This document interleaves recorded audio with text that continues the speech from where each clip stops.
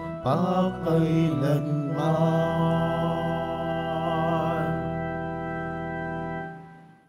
Simulan na po natin ang ating banal na pagdiriwang sa ngalan ng Ama, ng Anak at ng Espiritu Santo. Amen. Ang pagpapala ng ating Panginoong Hesukristo, ang pag-ibig ng Diyos Ama, at ang pakikipagkaisa ng Espiritu Santo naway sumainyong lahat. At sumaiyo rin. Mga kapatid, tinipon tayo bilang kaanib ng angkan ng Diyos, kaya tumulog tayo sa mawaing Panginoon na nagpapatawad ng lubos. Sinugong tagapagpagaling sa mga nagsisisi, Panginoon, kaawaan mo kami. Panginoon, kaawaan mo kami. Dumating na tagapaganyayang mga makasalanan ay magsisi, Kristo, kaawaan mo kami. Kristo, kaawaan mo kami. Nakaluklok ka sa kanan ng Diyos, Ama, para ipamagitan kami, Panginoon, kaawaan mo kami. Panginoon, kaawaan mo kami. Kaawaan tayo ng makapangyarihang Diyos, patawarin tayo sa ating mga kasalanan at patubayan tayo sa buhay na walang hanggan. Amen. Manalangin tayo. Ama naming makapangyarihan, ipakita mo ang iyong paglingap sa iyong pag-antig sa aming kalooban upang ang pamumunga ng gawain mo sa amin ay aming mapakinabangan at ang mapagpagaling mong katapatan ay aming mapangatawanan sa pamamagitan ni Jesucristo kasama ng Espiritu Santo magpa sa walang hanggan. Amen. Magsiupo muna ang lahat. Pagbasa mula sa aklat ng pahayag. Akong si Juan ay tumingin at nakita ko ang isang puting ulap at nakaupo rito ang isang nilikhang animoy tao. May kurunang ginto at may hawak na isang matalas na karit. Isa pang anghel ang lumabas mula sa templo at malakas na nagsalita sa nakaupo sa ulap. Gamitin mo na ang iyong karit. Gumapas ka na, sapagkat panahon na, hinog na ang anihin sa lupa. Ikinampay ng nakaupo sa ulap ang kanyang karit at nagapas ang anihin sa lupa. At isa pang anghel ang nakita kong lumabas sa templo sa langit. May hawak din siyang matalas na karit. Lumabas mula sa dambana ang isa ring anghel, ang namamahala sa apoy. Sinabi niya sa anghel na may matalas na karit, gamitin mo na ang iyong karit at anihin mo ang mga uba sa lahat ng ubasan sa lupa, sapagkat hinog na. Kaya't ikinampay ng anghel ang kanyang karit, inani ang mga ubas at inihagi sa pisan na siyang matinding poot ng Diyos. Ang salita ng Diyos. Salamat sa Diyos. Panginooy paririto upang hatulan niya tayo. Panginooy paririto upang hatulan niya tayo. Panginooy siyang hari, sa daigdig ay sabihin, sanlibutay matatag na kahit ito ay ugain. Sa paghatol sa nilikha, lahat ay pantay sa paningin. Panginooy paririto upang hatulan niya tayo. Lupa't langit ay magsaya, umugong ang kalaliman. Lahat kayo na nilikhang nasa tubig ay magdiwang. Ang bukirin at ang lahat ng naroon ay sumigaw, pati mga punong kahoy sa galak ay mag-awitan. Panginooy paririto upang hatulan niya tayo. Ang poon ay pupurihin, pagkat siya ay daratal. Paririto sa daigdig, upang lahat ay hatulan. Tapat siya kung humatol, at lahat ay pantay-pantay. Panginooy paririto upang hatulan niya tayo. Magsitayo na po ang lahat.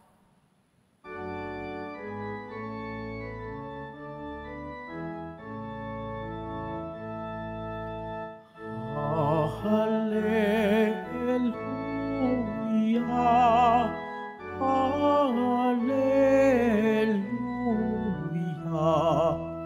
hallelujah,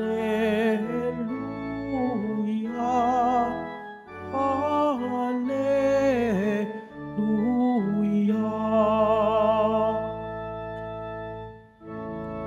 Manatili kang matapat hanggang iyong kamatayan,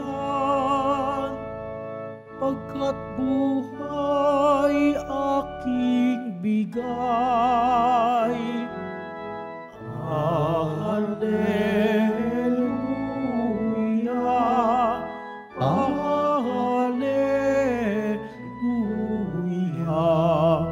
hallelujah,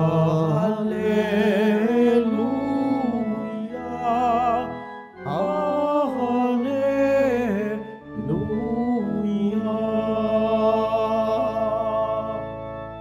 Sumainyo ang Panginoon, At sumaiyo rin. ang mabuting balita ng Panginoon ayon kay San Lucas. Papuri sa iyo, Panginoon. Noong panahong iyon, pinag-uusapan ng ilang tao ang templo, ang kahangahangang mga bato na ginamit dito at ang mga palamuti nito na inihandog ng mga tao. Kaya't sinabi ni Jesus, darating ang panahong lahat ng nakikita ninyong iyan ay iguguho. Walang batong ititira sa ibabaw ng kapwa bato. Tinanong nila si Jesus, Guro, kailan po ito mangyayari? At ano ang magiging palatandaan na ito'y magaganap na? Sumagot siya, mag-ingat kayo at nang hindi mailigaw ninuman, sapagkat marami ang darating sa aking pangalan na magsasabi, ako ang Mesiyas at dumating na ang panahon. Huwag kayong susunod sa kanila. Huwag kayong mabagabag kung makabalita kayo ng mga digmaan at mga himagsikan. Dapat mangyari ang mga ito, ngunit hindi darating karakaraka ang wakas. At sinabi pa niya, makikipagdigma ang bansa laban sa kapwa bansa at ang kaharian sa kapwa kaharian. Magkakaroon ng malalakas na lindol, magkakagutom at magkakasalot sa iba't ibang dako. May lilitaw na mga kakikilabot na bagay at mga kagilagilalas na tanda buhat sa langit. Mga kapatid, ang mabuting balita ng Panginoon. Pinupuri ka namin, Panginoong Hesukristo. Magsiupo muna ang lahat. Magandang umaga po sa inyong lahat. Habang pinaghahandaan ko po ang ebanghelyo natin sa araw na ito, na sa aking homilya, may nabasa po ko sa isang internet na nagsabi po doon na ano daw ang kaibahan ng paggamit natin ng lapis at paggamit natin ng ballpen, di ba? Sabi po doon na nabasa ko, nung bata pa tayo, ang kadalasan na ginagamit natin ay lapis, di ba? No, na nag-aaral pa tayo nung bata pa tayo. Dahil daw doon, pinapaalala daw sa atin sa pamamagitan ng paggamit ng lapis na kung nagkakamali man tayo, ay mabubura yung mga pagkakamali natin. No? Yan daw yung pinapaalala sa atin. Pero kapag tayo daw ay lumalaki, ang kadalasan na nating ginagamit ay hindi na lapis, kundi ballpen na. Ito daw yun, pag ginagamit daw natin yung ballpen, pinapaalala daw sa atin na may mga bagay na mga kasalanan na paulit-ulit nating ginagawa na hindi natin kaya na itong burahin dahil ballpen na ang gamit natin. Yan daw yung dahilan na pinapaalala sa atin na hindi na daw tayo bata na may mga kasalanan daw na paulit-ulit nating ginawa at hindi na ito kaya pang burahin. Meron namang nag-comment doon, sabi nga daw, kaya pa kasi sa panahon ngayon meron ng correction tape, di ba? No? Alam niyo po yung correction tape na gamit sa ballpen, no? Yung pwede nating tapalan yung pagkakamali natin, yung namali nating pagkasulat. Pero sa isip-isip ko naman, yung correction tape is just only na tinapalan natin yung, tinabunan natin yung namaling sulat natin sa pamamagitan ng ballpen. Hindi talaga siya nabura, di ba? Hindi talaga siya nawala. Hindi katulad ng lapis na may eraser na kaya nating burahin, no? At yan, sa buhay natin, bakit ko po yan nakwento sa inyo? Sapagkat sa buhay natin, no, bilang isang makasalanan, bilang isang tao na nadudumihan ng kasalanan, na alam natin na may mga kasalanan tayong paulit-ulit nating ginagawa at hangad ng Diyos na ito ay maiwasto at pangalawa, ito ay mabura sa pagkatao natin. Ulitin ko po, no? Yung mga paulit-ulit na pagkakamali at kasalanan na dala ng ating kakulangan, hangad ng Diyos na ito ay maiwasto. At pangalawa, hangad ng Diyos na ito ay hindi lamang matapalan, kundi mabura ito sa kalooban at pagkatao natin. Ibig sabihin, kailangan natin ng grasya at biyaya ng Diyos at tulong ng Diyos na mabura ang ating pagkakasala sa pamamagitan ng sakramento ng pangungumpisal. Yan lang ang tanging paraan na mabura ang pagkakamali at kasalanan natin. Sapagkat, nabanggit ko po ito kasi maganda na maabutan ka ng pagbabalik at pagbabalik ng ating Panginoong Hesukristo at pagwawakas ng panahon na malinis ang kalooban mo at pagkatao mo. Sapagkat ngayon, tayo ay nadudumihan ng kasalanan at hangad ng Diyos na burahin ito sa pamamagitan ng sakramento ng pangungumpisal. Bakit? Kasi maganda na maabutan ka ng pagwawakas ng panahon, ng pagguho ng mundo. Kasi ang pagwawakas ng panahon, yun yung pagbabalik ng ating Panginoong Hesukristo. Yan yung misteryo ng pananampalataya natin na sinasabi natin at kinakanta natin sa tuwing may misa. Diba? Sabi natin, si Kristo ay namatay, si Kristo ay nabuhay, si Kristo ay babalik sa wakas ng panahon. Uulitin ko, may bahid tayo ng pagkakasala, nadumihan tayo ng pagkakasala. Maganda na maabutan tayo ng pagbabalik ng ating Panginoon at pagwawakas ng panahon na malinis ang ating kalooban. Hindi lamang tatapalan yung pagkakasala natin kagaya ng isang correction tape, kundi maiwasto ito at mabura ito sa pagkatao natin sa pamamagitan ng sakramento ng pangungumpisal. Masaya at maganda at masaya ang Diyos, nalulugod ang Diyos na maabutan Kanya, na malinis ang iyong kalooban, malinis ang iyong isip dahil nabura na niya ang iyong kasalanan sa pamamagitan ng pangungumpisal.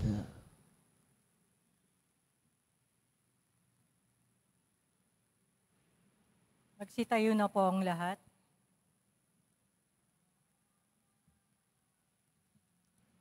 Minamahal kong mga kapatid, sama-samang natitipon bilang bayan ng Diyos, may pananalig nating dalhin ang ating mga pangangailangan sa Ama.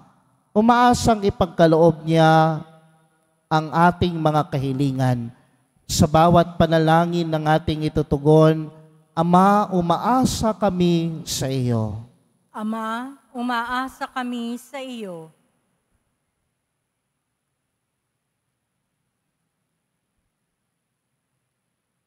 ang ating mga pastol, naway ganap na maiukol ang kanilang buhay sa pagpapahayag ng Ebanghelyo sa pamamagitan ng pagsaksi nila dito. Manalangin tayo. Ama, umaasa kami sa iyo.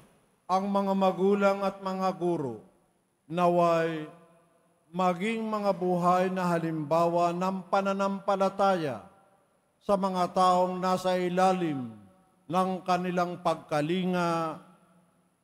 Manalangin tayo. Ama, umaasa kami sa iyo. Tayo naway magsumikap na gawin kung ano ang tama at ang salita ng Diyos ang maging buhay na pwersa na gumagabay sa ating pagkilos. Manalangin tayo. Ama, umaasa kami sa iyo. Tayo naway magmalasakit sa mga matatanda, mga nalulumbay, at mga may sakit. Manalangin tayo. Ama, umaasa kami sa iyo. Ang mga yumao, naway makatagpo ng kapahingahan at bagong buhay sa kaharian ng Diyos. Manalangin tayo. Ama, umaasa kami sa iyo. Makalangit na Ama, palalimin mo ang aming pananampalataya upang umunlad kami sa iyong pag-ibig at tuwinang maglingkod sa iyo ng may bukas palad at tapat na puso. Hinihiling namin ito sa pamamagitan ni Kristong aming Panginoon. Amen. Magsiupo ang lahat.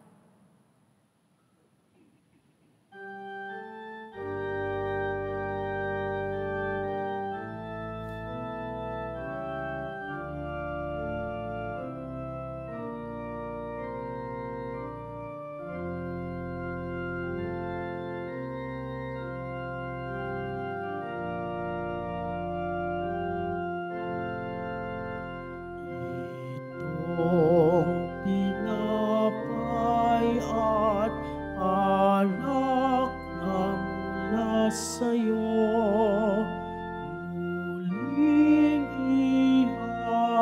ihain sa kabutihan mo. Kunin at tanggapin alay sa'yo. Pasasalamat ng puso.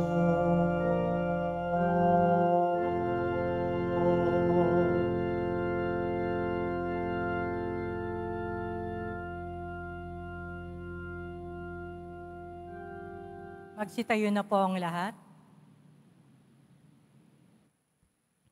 Manalangin kayo mga kapatid upang ang paghahain natin ay kalugdan ng Diyos amang makapangyarihan. Tanggapin nawa ng Panginoon itong paghahain sa iyong mga kamay, sa kapurihan niya at karangalan, sa ating kapakinabangan at sa buong sambayanan niyang banal. Ama naming lumikha, tanggapin mo ang mga banal na alay ng iyong ipinag-utos na aming italaga sa pagsamba sa iyong ngalan at upang kami ay pagindapating paunlakan ng iyong tapat na pagmamahal.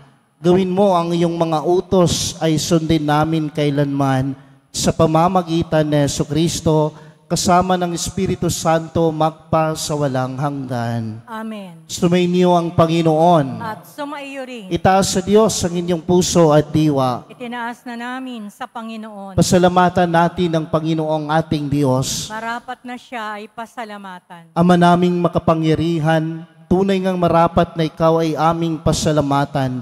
Sa iyong paglingap at kagandahang loob, ang tao'y nilikha mo't pinangasiwa sa sansinukob. Sa hangad mong siya'y iwastong lubos, siya'y pinagdusa mo sa kaniyang pagtalikod. Sa iyong pagiliw, iyong ipinahintulot na makabalik siya sa pamamagitan ni Kristo Jesus. Kaya kaysa ng mga anghel na nagsisiawit ng papuri sa iyo, nang walang humpay sa kalangitan, kami ay nagbubunyi sa iyong kadakilaan. Santo, Santo, Santo, Panginoong Diyos ng mga hukbo, napupuno ang langit at lupa ng kadakilaan mo. O sana sa kaitaasan, Pinagpala ang naparirito sa ngalan ng Panginoon, o sana sa kaitaasan. Magsilod po ang lahat. Ama naming banal, ikaw ang bukal ng tanang kabanalan. Kaya't sa pamamagitan ng iyong Espiritu, gawin mong banal ang kaloob na ito, upang para sa amin maging katawan at dugo ng aming Panginoong Hesukristo. Bago niya pinagtiis ang kusang loob na maging handog, hinawakan niya ang tinapay, pinasalamatan kanya. Pinaghati-hati niya yon, iniabot sa kaniyang mga alagad at sinabi, "Tanggapin ninyong lahat ito at kanin. Ito ang aking katawan na ihahandog para sa inyo."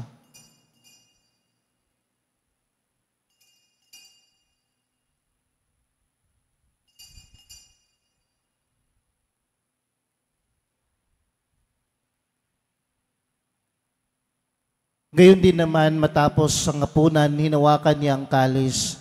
Muli kaniyang pinasalamatan.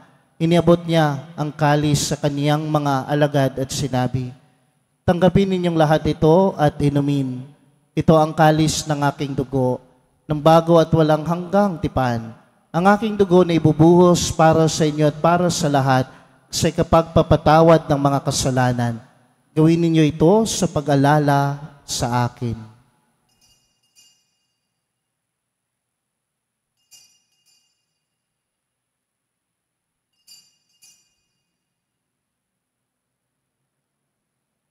Magsitayo na po ang lahat. Ipagbuni natin ang misteryo ng pananampalataya. Si Kristo'y namatay, si Kristo'y nabuhay, si Kristo'y babalik sa wakas ng panahon. Ama, ginagawa namin ngayon ang pag-alala sa pagkamatay at muling pagkabuhay ng iyong anak. Kaya tinialay namin sa iyo ang tinapay na nagbibigay buhay at ang kalis na nagkakaloob ng kaligtasan. Kami ay nagpapasalamat dahil kami ay iyong minarapat na tumayo sa harap mo para maglingkod sa iyo. Isinasamo namin kaming magsasalo-salo sa katawan at dugo ni Kristo ay mabuklod sa pagkakaisa sa pamamagitan ng Espiritu Santo. Amalingapin mo ang iyong simbahang laganap sa buong daigdig. Puspusin mo kami sa pag-ibig. Kaisa ni Francisco ang aming Santo Papa at ni Jose na aming Arsobispo at ng Tanang Kaparian. Alalahanin mo rin ang mga kapatid naming naimlay nang may pag-asang sila ay muling mabubuhay, gayon din ang lahat ng mga pumanaw. Kaawaan mo sila at patuloyin sa iyong kaliwanagan. Kaawaan mo at pagindapatin kaming lahat na makasalo sa iyong buhay na walang wakas. Kaisa ng mahal na Birheng Maria na ina ng Diyos, ng kabiyak ng puso niyang si San Jose, kaisa ng mga apostol ni San Juan Bautista at ng lahat ng mga banal na namuhay dito sa daigdig ng kalugod-lugod sa iyo. May pagdiwang nawa namin ang pagpupuri sa kararangal mo sa pamamagitan ng iyong anak na aming Panginoong Hesukristo. Sa pamamagitan ni Kristo kasama niya at sa Kanya, ang lahat ng parangal at papuri ay sa iyo, Diyos Amang makapangyarihan, kasama ng Espiritu Santo magpa sa walang hanggan. Amen.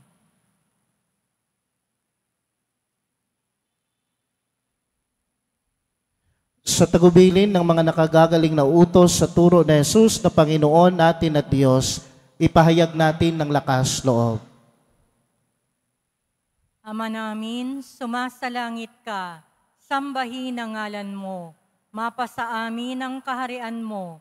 Sundin ang loob mo dito sa lupa para ng sa langit. Bigyan mo kami ngayon ng aming kakanin sa araw-araw at patawarin mo kami sa aming mga sala para ng pagpapatawad namin sa nagkakasala sa amin.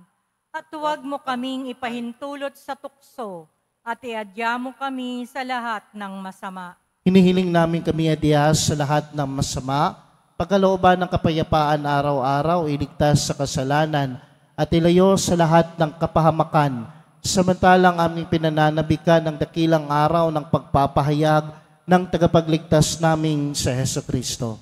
Sapagkat iyo ang kaharian at ang kapangyarihan at ang kapurihan magpakailanman. Amen. Panginoong Hesukristo, sinabi mo sa iyong mga apostol, kapayapaan ang iniiwan ko sa inyo, ang aking kapayapaan ang ibinibigay ko sa inyo. Tungayan mo ang aming pananampalataya at huwag ang aming mga pagkakasala. Pagkalooban mo kami ng kapayapaan at pagkakaisa ayon sa iyong kalooban, kasama ng Espiritu Santo magpasawalang hanggan. Amen. Ang kapayapaan ng Panginoon ay laging sumainyong lahat. At sumaiyo rin. Magbigayan po tayo ngayon ng kapayapaan sa isa't isa. Kordero ng Diyos na nag-aalis ng mga kasalanan ng sanlibutan, maawa ka sa amin. Kordero ng Diyos na nag-aalis ng mga kasalanan ng sanlibutan, maawa ka sa amin. Kordero ng Diyos na nag-aalis ng mga kasalanan ng sanlibutan, ipagkaloob mo sa amin ang kapayapaan. Magsiluhod po ang lahat. Narito ang kordero ng Diyos na nag-aalis ng mga kasalanan ng sanlibutan. Mapalad ang inanyayahan sa kanyang piging. Panginoon, hindi ako karapat-dapat na magpatuloy sa iyo, ngunit sa isang salita mo lamang ay gagaling na ako.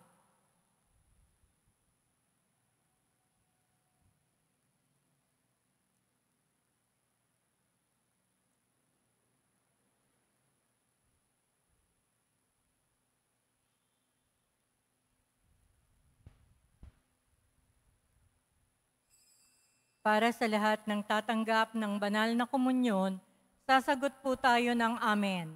Pagkasabi ng pari o ng lay minister ng katawan ni Kristo at isubo agad sa bibig bago umalis sa harapan ng pari o lay minister.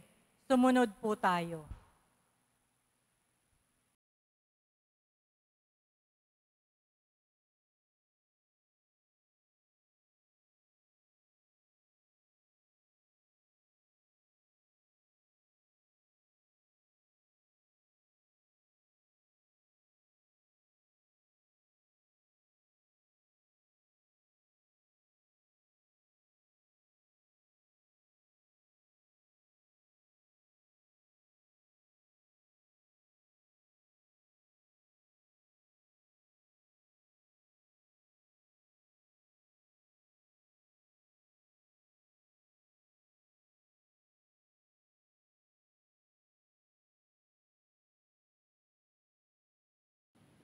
Manalangin tayo. Ama naming mapagmahal, kaming pinagkalooban mo ng pagsasalo sa iyong kagalakan, ay lagi nawang lumingon sa pinanggagalingan nitong banal na pakikinabang, upang kami ay huwag mawalay sa iyo na aming hantungan sa pamamagitan ni Jesucristo, kasama ng Espiritu Santo magpasawalang hanggan. Amen. Panalangin para sa mga kaluluwa. Mga kapatid, ating ipagdasal ang ating mga minamahal na yumao at ng lahat ng mga kaluluwa sa purgatorio. Panginoon naming Diyos, Ama namin, Ikaw po ang dahilan ng aming pagsilang. Sa iyo galing ang aming hiram na buhay. Buong kababaang loob po kaming nananalangin at kami ay nagmamakaawang kalugdan mo po ang mga kaluluwa ng mga pumanaw na sa mundong ito. Sila naway magkamit ng buhay sa iyong piling. Alisin mo ang anumang mga karumihan ng kasalanan upang sila ay maging marapat sa iyong walang hanggang kalinisan. Iahon mo sila mula sa purgatorio at bigyan ng puwang sa iyong karian sa langit. Kapayapaan kailanman ang igawad ng may kapal sa mga yumaong nagsipanaw. Sila naway silayan ng iyong ilaw na walang hanggan. Amen. Mapanatag nawa sila sa kapayapaan. Amen.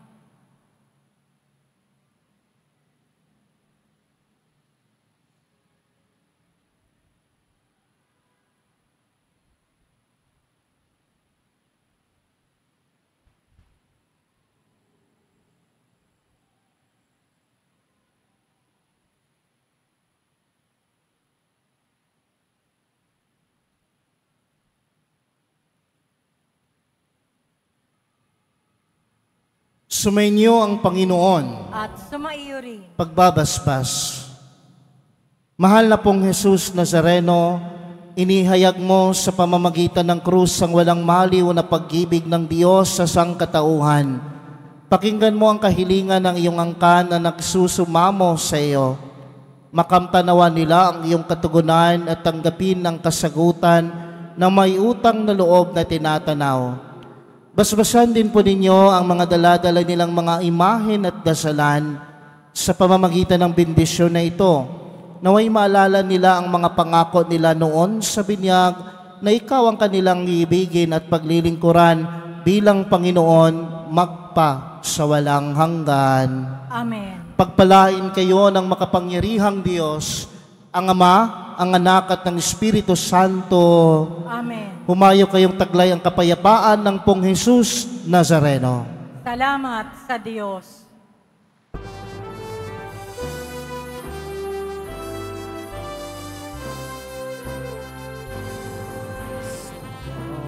Padre Jesus Nazareno, sinasamba ka namin.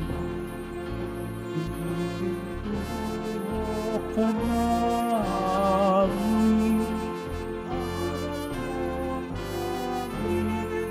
Buhay at kaligtasan sa Padre Jesus Nazareno, iligtas mo kami sa kasalanan. Ang pinamatayan ay sagusan ng aming kaligtasan.